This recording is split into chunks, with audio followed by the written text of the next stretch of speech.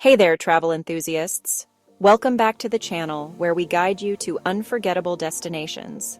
Today, we're taking a closer look at the Caribbean, a dream for many. But not all that glitters is gold. In this video, we'll reveal some cheap Caribbean islands that might not live up to your vacation dreams, and suggest stunning alternatives that offer better experiences, beauty, and value. So, whether you're planning your next getaway or just dreaming of sandy beaches, stick around and get ready to explore. Okay, you see these videos all the time. The top 5 cheapest Caribbean islands. They flash these perfect empty beaches, turquoise water, a single palm tree swaying just so, and you think, that's it. That's the dream. I'm booking it. But here's the thing. They don't tell you the thing that gets lost in the clickbait title and the drone shots. Cheap doesn't always mean good. It often means crowded, overhyped, a little bit disappointing. It's a trap I've fallen into, and I've seen so many others do the same. You spend your hard-earned money and precious vacation time chasing a fantasy that was never real to begin with. The problem is, the internet has a way of flattening everything. An island becomes a keyword. A destination becomes a price tag. But travel is about more than just finding the lowest bidder. It's about the experience, the feeling, the memories you walk away with. It's about finding that genuine connection to a place, not just fighting for a spot on a crowded beach that looks nothing like the pictures. I've been to these places. I've seen the reality behind the filtered photos, and I've learned that sometimes spending a little more or just looking in a different direction gets you a whole lot closer to the paradise you were actually searching for. So, forget the algorithm for a second. Forget the listicles. Today, we're doing something different. We're going to get real. So, we're diving into the Caribbean to uncover 5 islands often labeled as cheap, but may not live up to the hype. Plus, we'll recommend some incredible alternatives. We're not just busting the myths, we're giving you a better plan. This isn't about shaming any destination. It's about making sure your next trip is the one you've actually been dreaming of. Let's get into it. All right, first up, the Dominican Republic. It's the king of the all-inclusive, the poster child for a budget-friendly Caribbean getaway. And look, I get it. The deals look insane. You see these massive resorts with swim-up bars and endless buffets for a price that seems too good to be true. But that's often the problem. You get locked into this resort bubble. The experience becomes homogenized, sanitized. You could be anywhere. You spend your days navigating crowds for a lounge chair by a pool that's packed shoulder to shoulder with other tourists, and your authentic experience is a pre-packaged excursion bus that takes you to the same 3 spots as every other resort. The promise of adventure often falls flat once you try to step outside that pre-approved tourist zone. The real, vibrant culture of the DR feels a million miles away from the wristband-wearing world of the resort. And here's a fun fact. The DR is home to the oldest and one of the largest carnival celebrations in the Americas, the Carnaval de la Vega, and costumes are insane with the music and tradition. But most tourists at the all-inclusives in Punta Cana will never even know it's happening. They're too busy at the 4 p.m. water aerobics class. It's a classic case of being so close, yet so incredibly far from the real heart of a place. So, what's the move? If you're chasing that postcard-perfect beach, that feeling of serene, untouched paradise, you need to pivot. My recommendation, Turks and Caicos. Yes, it has a reputation for being pricier, but hear me out. You're not paying for crowds. You're paying for space. You're paying for Grace Bay Beach, which consistently ranks as one of the best in the world for a reason. The water is a shade of blue you just don't see anywhere else. It's a calmer, more refined luxury. Instead of a sprawling, impersonal resort, you can find boutique hotels or villas that give you a genuine sense of peace. You're trading the illusion of a cheap vacation for the reality of a valuable one. Next on the list is Jamaica. The island of no problem, right? Reggae jerk chicken and this laid-back vibe that's famous worldwide. But the reality for a lot of travelers, especially those trying to stick to a budget, can be a whole lot of problems.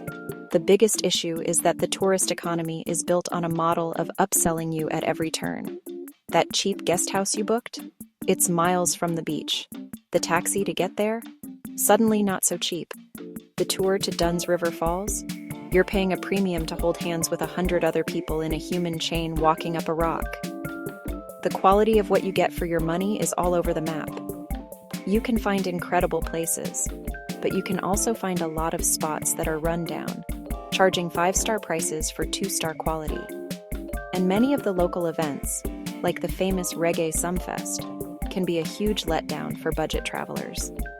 The ticket prices are steep, the food and drinks inside are wildly expensive, and you end up feeling more like a walking ATM than a participant in a cultural event.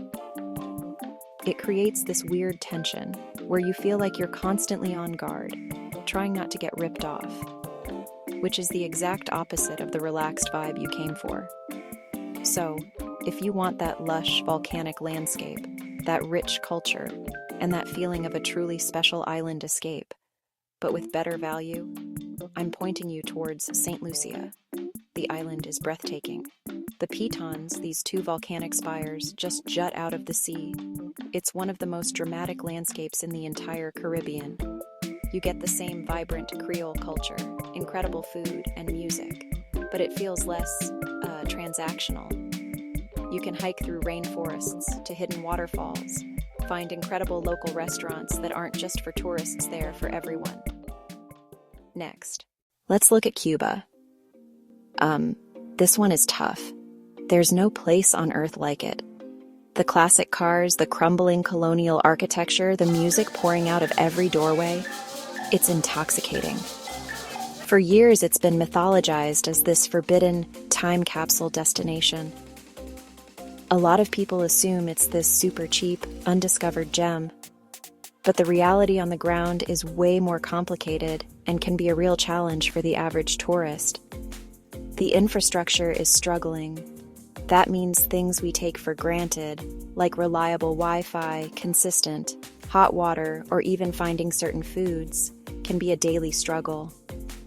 There are also growing environmental and ethical concerns. In some popular tourist areas, you'll see pollution waste management issues that are hard to ignore. And there's a real debate to be had about where your tourist dollars are going. I remember talking to another traveler who said, and I'm quoting here, "I felt like I was constantly navigating a system I didn't understand, and I wasn't sure if my money was helping the local people or just propping up the government." That feeling, that uncertainty, can cast a shadow over your whole trip. It's not a simple, easy vacation. If you're looking for vibrant culture, that incredible history and beautiful beaches, but in a package that's safer, more stable, and more tourist-ready, you have to look at Barbados. Barbados has soul. It's the birthplace of rum. The island has this amazing blend of British colonial history and a proud, independent Bajan culture. The infrastructure is solid, it's incredibly safe, and there's a huge push for eco-conscious tourism. You can explore historic Bridgetown, surf the Soup Bowl on the East Coast, or just relax on some of the most pristine beaches you'll ever see. It offers that rich cultural depth, but without the ethical and logistical headaches. Okay, let's talk about Puerto Rico. As a U.S. territory, it's super accessible for Americans. No passport needed, same currency. That convenience makes it a magnet for tourists. It's great for the economy, but can be a mixed bag for your experience. The main tourist zones, especially Old San Juan, can feel like a Caribbean Disneyland. Condado too, crowded, commercial. You're funneled into the same handful of streets, the same souvenir shops selling the same t-shirts, the same restaurants with watered-down tourist menus. It's a worn path. It can feel bland. The problem is getting off that path. Tours promise the real Puerto Rico, but often just drop you at another crowded spot. Avoid the pre-packaged bioluminescent bay tours from San Juan. They involve a long bus ride. You spend hours in transit for a rushed, crowded experience. It rarely lives up to those photoshopped pictures. Explore on your own renting a car? It's better, but still competitive. The island is beautiful, Yet the famous spots can be overrun and underwhelming. Want an easy, safe, stunning beach without crowds and tourist traps? The answer: Anguilla, a short ferry from St. Martin. Anguilla is all about the beaches, 33 of them to be exact, all public, all spectacular. Powder soft white sand, water impossibly clear, no cruise ships, no casinos, no high-rise hotels.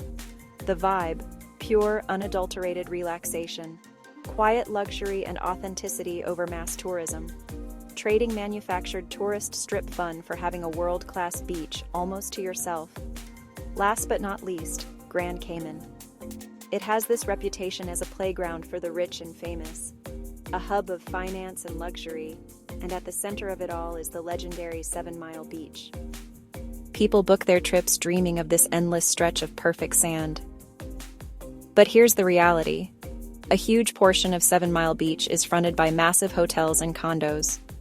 It can get incredibly crowded, especially when the cruise ships are in port. That serene walk on the beach you imagined?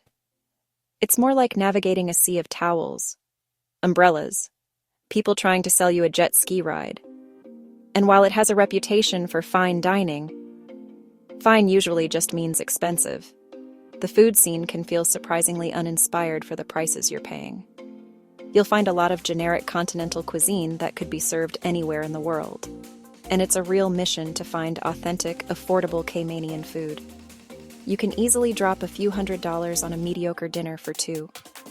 It's a classic example of a place that's famous for being famous, but the value and the actual beauty on the ground can fall short. But here's the secret the Cayman Islands have been hiding. Cayman Brac.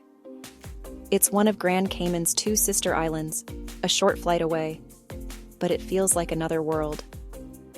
The Brac is named for the massive limestone bluff that runs down the center of the island. There are no crowds here. There are no major resorts. Instead of fighting for a spot on the sand, you can explore caves, hike along the bluff with incredible views, and dive some of the most spectacular, untouched walls in the Caribbean. The food is local, authentic, and delicious. You're trading the manufactured glamour of Grand Cayman for the rugged, natural, and genuine soul of Cayman Brac. It's the real deal. So there you have it. The truth is, a great vacation isn't about finding the cheapest flight or the most famous beach. It's about finding the right place for you. It's about managing expectations. Thanks for watching our journey through the Caribbean. We hope this will help you make informed choices for your next getaway. Have you ever visited any of the islands mentioned? What were your experiences? We'd love to hear your stories, so drop a comment below. And if you enjoyed this video, don't forget to give us a thumbs up and hit that subscribe button for more travel tips and adventures. Your support means the world to us. Until next time, happy travels.